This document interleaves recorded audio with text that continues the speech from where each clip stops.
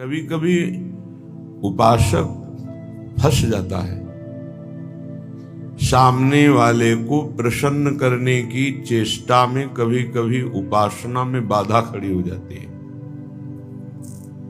ये कैसे संतुष्ट होगा? ये बहुत बड़ी कमी है। इसी को कहा गया है, दया बिना साधु कसाई, और दया करी तो आफत आई। सामने वाले को परमार्थ का उपदेश करके दूर हट जाना चाहिए। वो पकड़े परमार्थ को तब तो उसको निकाला जा सकता है, और यदि कहीं कि इसको संतुष्ट करके निकाला जाए तो वो कभी संतुष्ट नहीं हो सकता। ऐसी नीच वृत्ति होती। जितना आप उसको निकालने की चेष्टा करेंगे उतना ही वो आपको दलदल में धंसाता जाएगा। ये प्रकृति का सिद्धांत है, इसलिए उपासक को निरपेक्ष रहना चाहिए, किसी की अपेक्षा नहीं रखनी चाहिए। ये अनुभूत बात कह रहे हैं। जो संतों से अनुभूत है वही हृदय में अनुभव में आता है। उपासक को यदि कभी ऐसा अवसर मिले कि किसी को भगवत मार्ग में बढ़ाना है तो वो ये ध्यान रखे कि हमें अपने को बचा करके इसको निकालना है।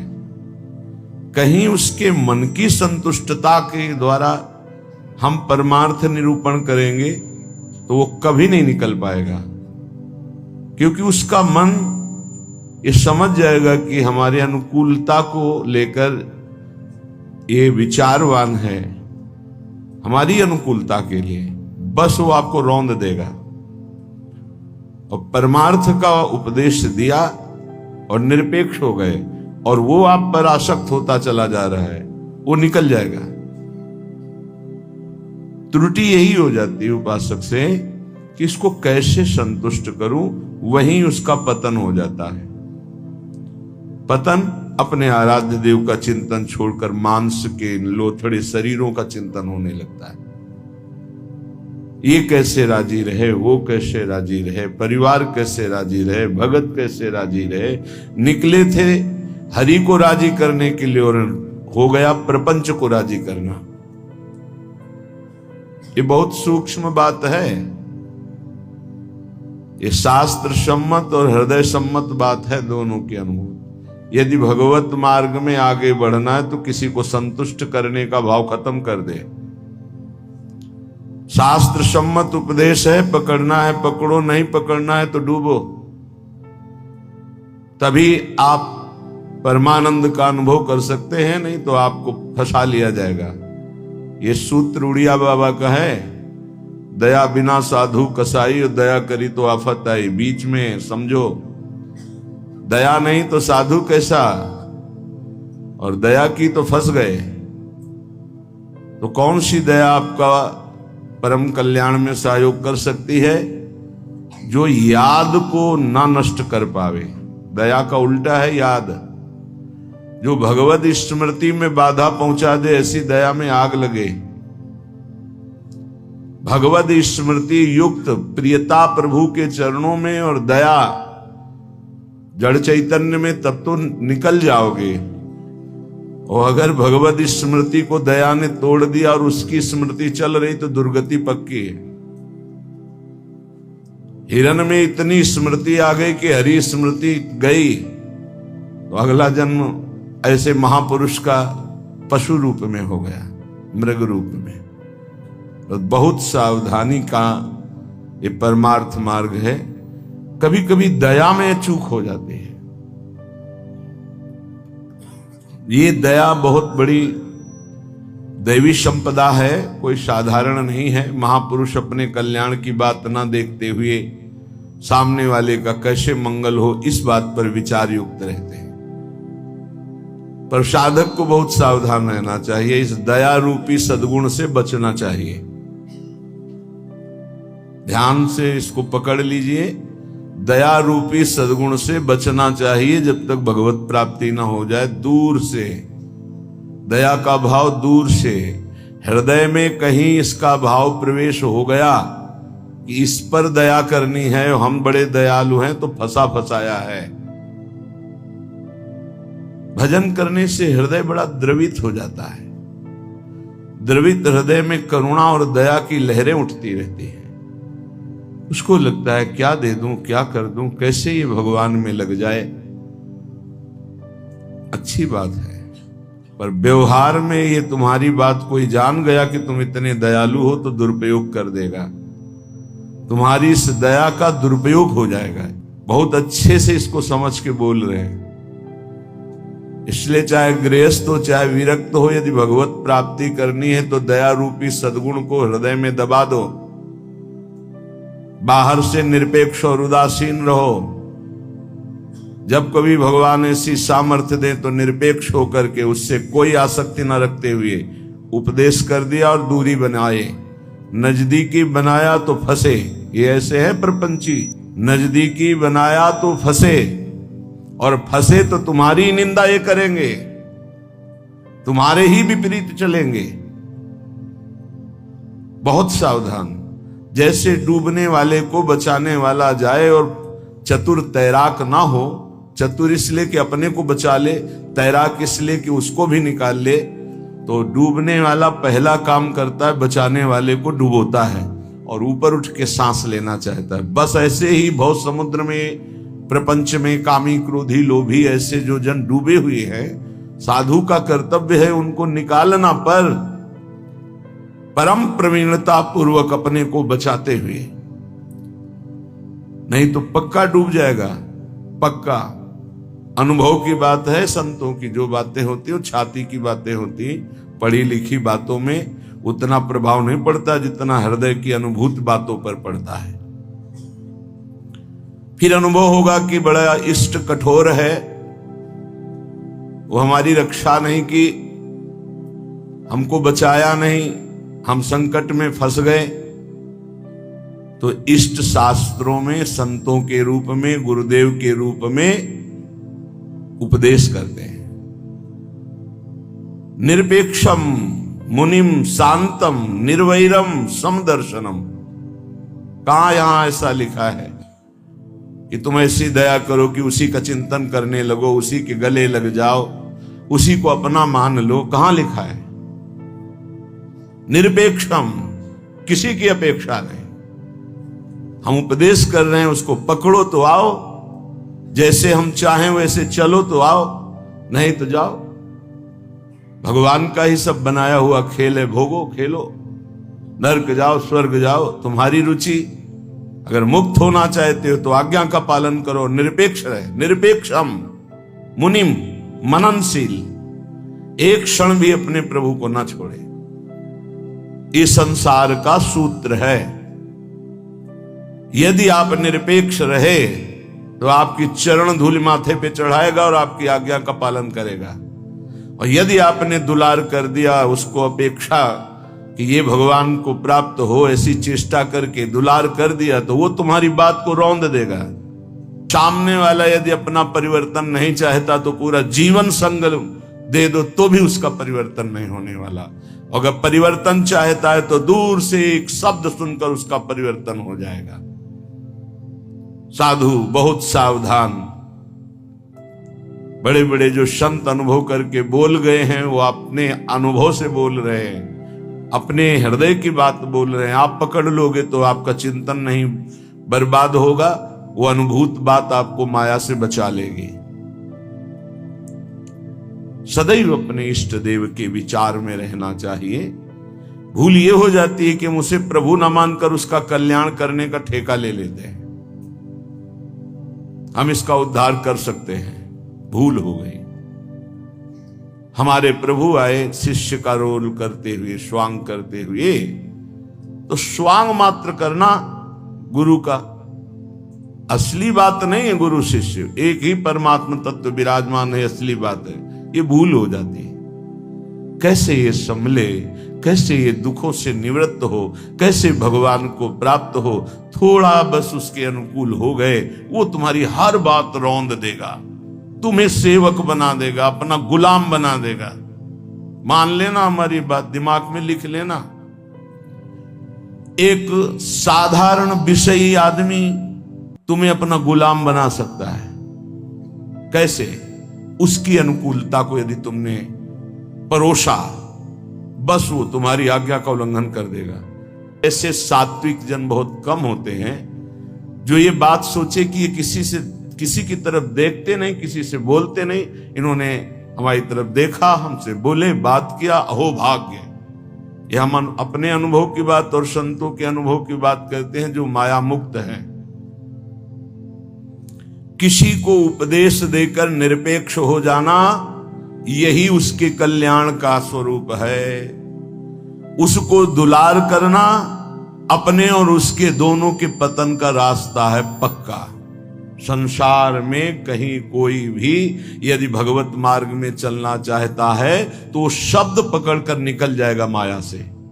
और अगर गुरुजनों के, महापुरुषों के वचनों को नहीं माना तो हम लौट जाएं उसके चरणों में, हमारे ऊपर से खेले, तो भी वो कल्याण को प्राप्त नहीं हो सकता, क्योंकि वो वचन का पालन नहीं कर रहा।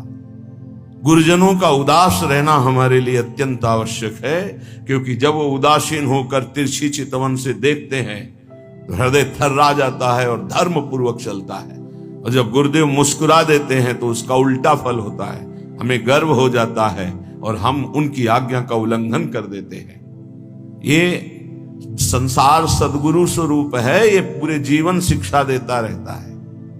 इसलिए हम बैरागी, भगवत मार्ग के अनुरागी या गृहस्थ में जो वैष्णवजन हैं, उनको ये जो दूसरों को उपदेश देना, दूसरों के कल्याण का ठेकेदार बन जाना, ये बहुत ही घातक खेल है। प्रवचन करना, उपदेश करना, दूसरों के मन को संतुष्ट करना, ये बहुत ही घातक खेल है भगवत प्राप्ति में।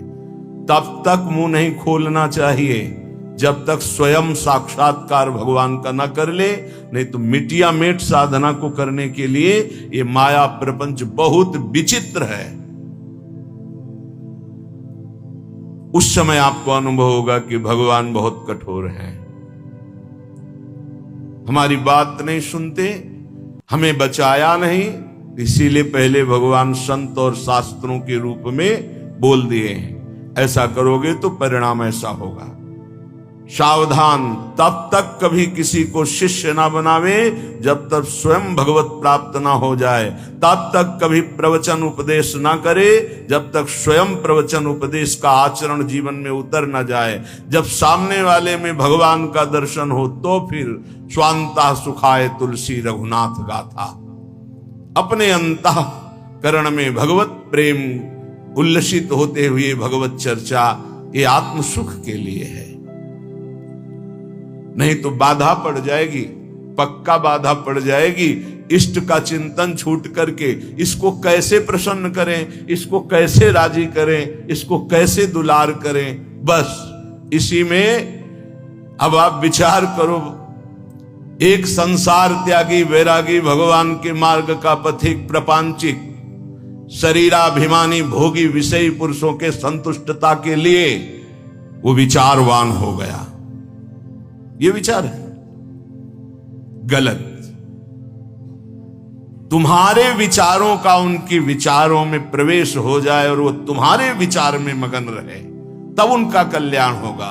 तुम अपने विचारों को दबाकर उनके विचार में मगन हो गए, तुम्हारा पतन हो जाएगा। इसीलिए प्रचार प्रसार के लिए सिद्ध पुरुषों का अधिकार है।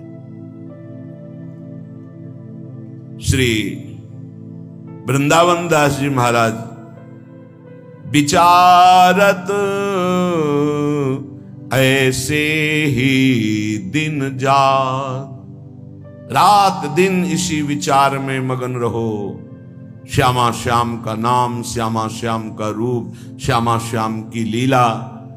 कब मिली हो ब्रज जीवन प्यारे, गोरे सावल गात।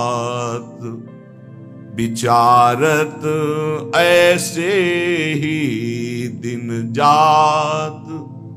उपासक का कैसे दिन जाता है, कैसे रात जाती है। विचारत ऐसे ही दिन जात, कब मिली हो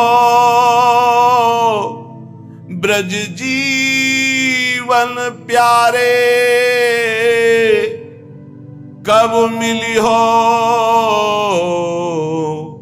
कब मिली हो विचारत ऐसे ही दिन जात, कब मिली हो ब्रज जीवन प्यारे,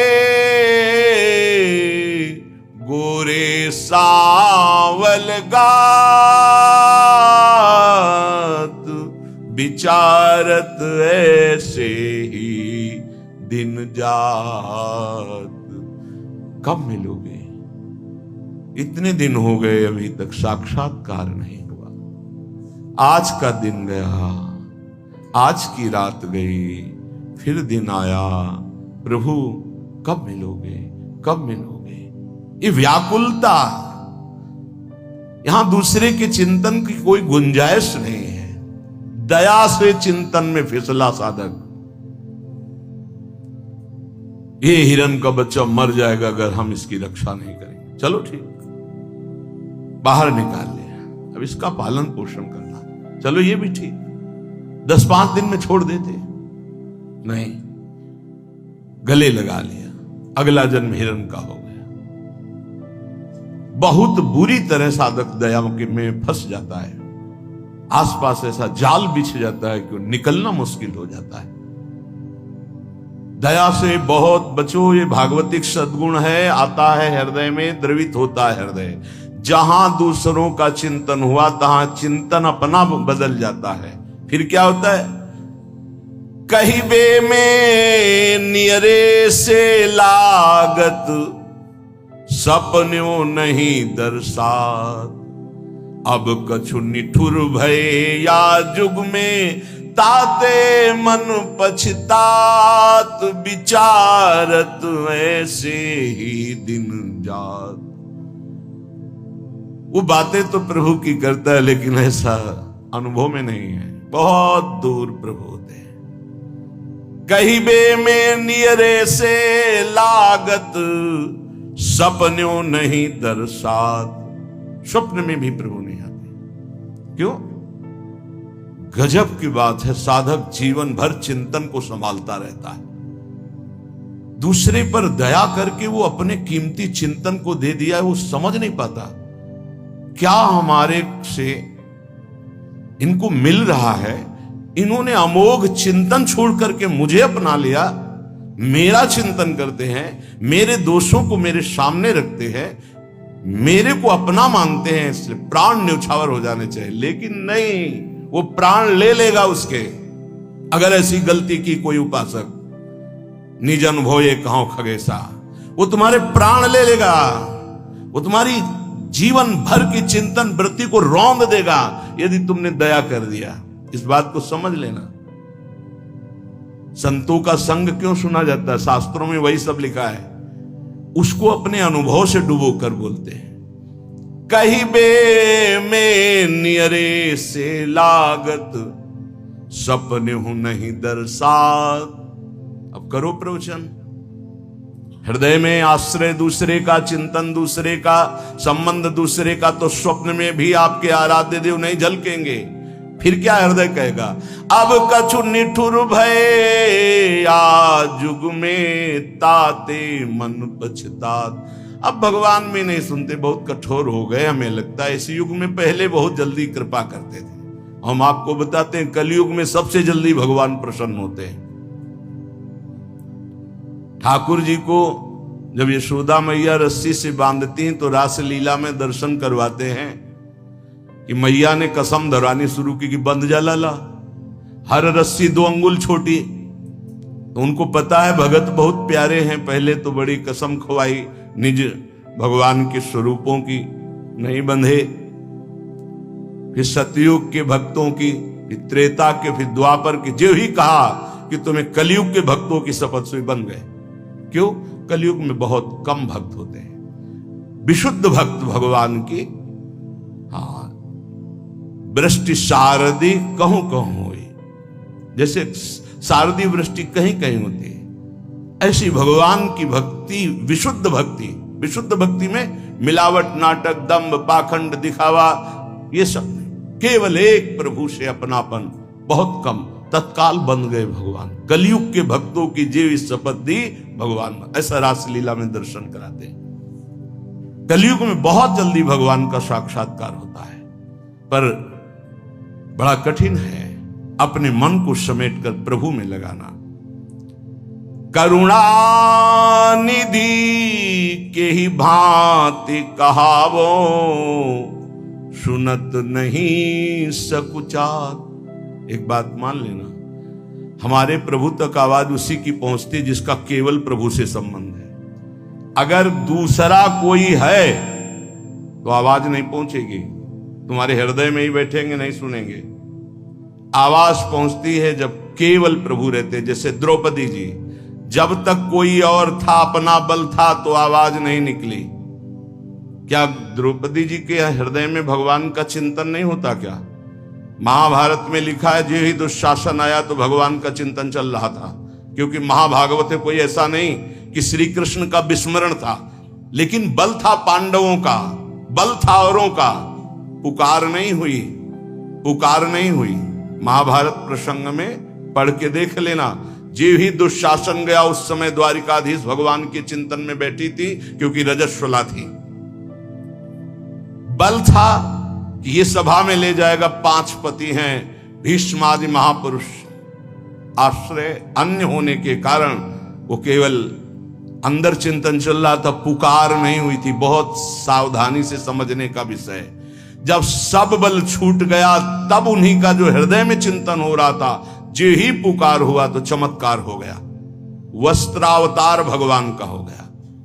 इसलिए करुणानिधि हैं, पर वो सुनेंगे नहीं जब तक आपका कोई और है। ये बहुत जल्दी फोन नंबर लग जाता है हमारे ठाकुर जी से। नंबर है एक, बस एक। मेरे तो गिरधर गोपाल, दूसरों न कोई। बात कर लो, सब डिलीट करो। सबकी ममता ताग बटोरी, मम पद मन ही बांध बर डोरी। कनेक्शन, जय जय, तुरंत उत्तर मिलेगा। हाँ बोलो, आपने कनेक्शन है नहीं फैला। कनेक्शन तो जननी जनक बंधु सुत दारा, तन धन धाम सुरद परिवारा। तो इनसे बात करो, हरि से कैसे होगी?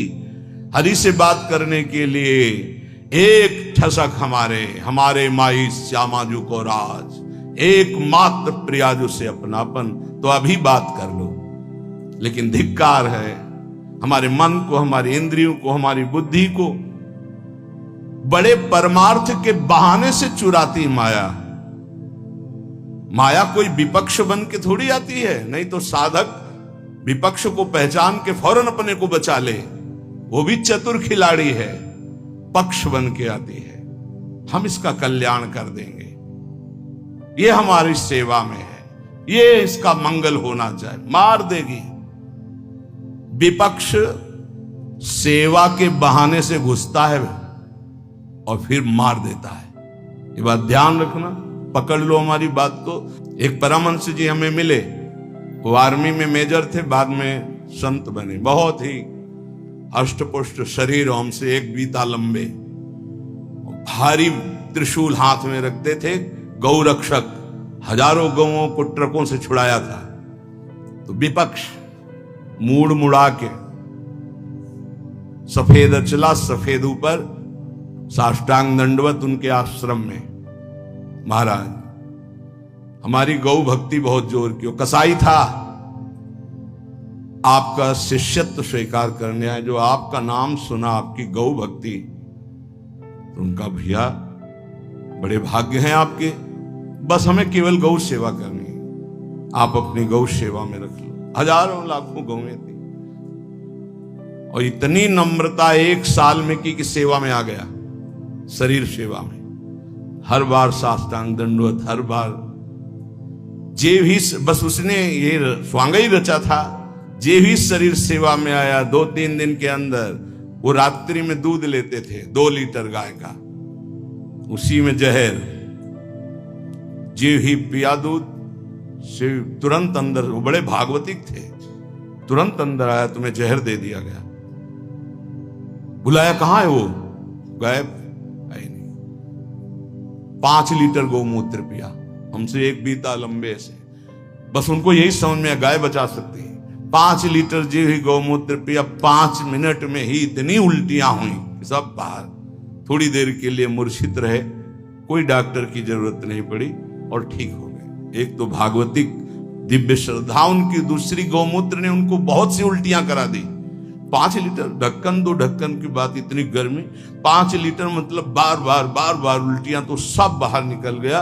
और सामर्थ्यशाली भगवत चिंतन परायण गया न सेवा के मिस से। विपक्ष कभी विपक्ष बनकर नहीं आता, मित्र बनकर आता है। ऐसे ही साधक पक्का समझ ले, माया विपक्ष, वो मित्र बन करके आएगी, वो आपकी सेवा में से आएगी, हाथ जोड़ के आएगी और रौंद कर पैरों से चली जाएगी। कागज में लिख लो, दिमाग में लिख लो। कैसे जानोगे माया विपक्ष आ गई हमारी सेवा में? जिसके संग से प्रभु का चिंतन छूटे और उसका चिंतन बनने लगे, चाहे जिस भाव से हो, चाहे दया से हो, प्यार से हो, दुलार से हो, किसी बात से हो, बस समझ लेना ये विपक्ष है, अपना पक्ष नहीं।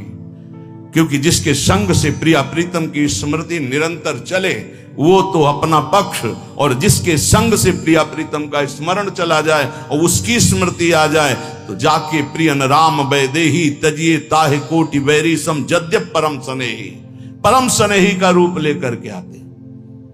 बहुत सावधान उपासक को रहना चाहिए, नहीं तो करुणानिधि प्रभु होते हुए भी तुम्हारी बात नहीं सुनेंगे, तुम्हारी आवाज नहीं जाएगी वहां तक। फिर कहोगे भगवान ने बचाया नहीं, तुमने सिद्धांत का भंजन किया, सिद्धांत के विरुद्ध चले, इसीलिए तुम मारे गए, इसीलिए तुम्हें गिरा दिया जाएगा। बाद में दोषी तुम होगे क्योंकि तुमने दया की, यहां भी और परलोक में भी। 3 जन्म लगे भगवत प्राप्ति के लिए। पहले जन्म में ही पिता भगवान थे ऋषभ देव जी, भरत जी के। ये लीला करके उन्होंने दिखा, इसलिए